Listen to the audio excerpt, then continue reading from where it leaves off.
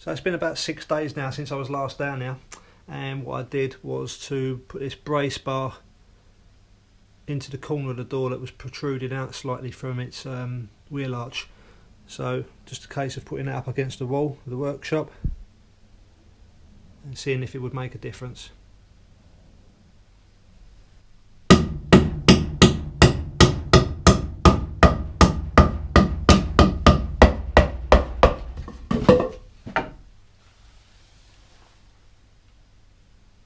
Oh yeah, much better.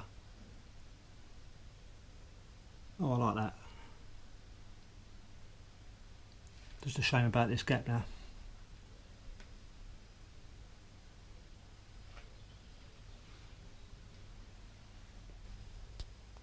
That didn't stay flat for long, that piece. I've just opened and closed the door, and once again it's protruding. So maybe there's a little bit of swelling in the corner. It may well be the sill. Still, I'm not too sure, so I have to look at that another day. But just had to move this wheel arch out a little bit more, so I've basically wedged another bit of wood up there for now. I'm going to have to make some more tabs to go on the underside of these panels here, I think, and then it'll be a case of starting to cut that rotten section of a seatbelt mount out.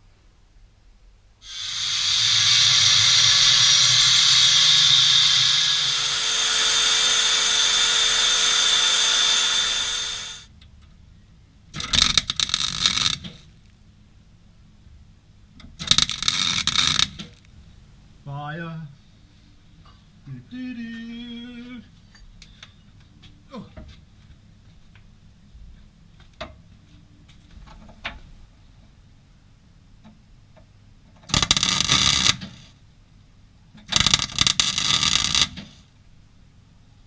From underneath the wheel arch you can see just how much that old seatbelt mounting has corroded and rusted away there, so I'm basically going to have to cut out probably along that line, just make it a little bit squarer.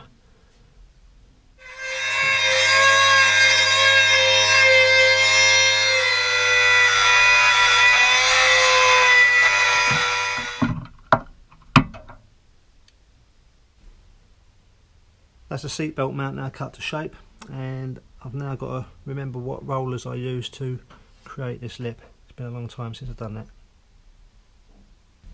So when I've done this repair on the other side of the bus, there was a lot of measuring to be done, and I believe, if I remember rightly, I laid down a sheet of paper and marked it up from the underneath. But now I know about the plastic sheeting trick where you can actually see through where you've got a mark.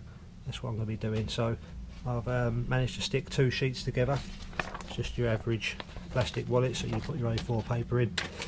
Stuck them together, and I can see the entirety of the actual length of the piece that I need to cut. So I'm going to be marking where I need to cut my panel, and I'm going to be marking where I actually need to bend it, and I'm going to be doing a little bit more of a deeper roll, so it overlaps the panel, than the other side. It's just to continue on from how this panel is. At the end of the day it's all going to be carpeted anyway, so you won't see that.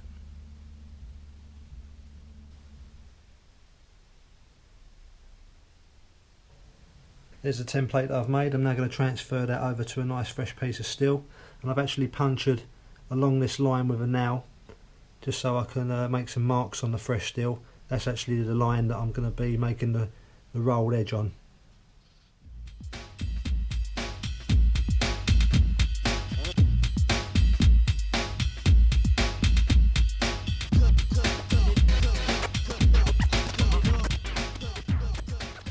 There's a first trial fit of this panel now, so I'm just holding it down with some clamps, but I'm going to have to drill some holes and insert some clecos in there, just because when I bend it round that radius of the wheel arch, it's got a tendency of increasing this gap there. So I want to pin it in place so I can move it round, measure and cut properly.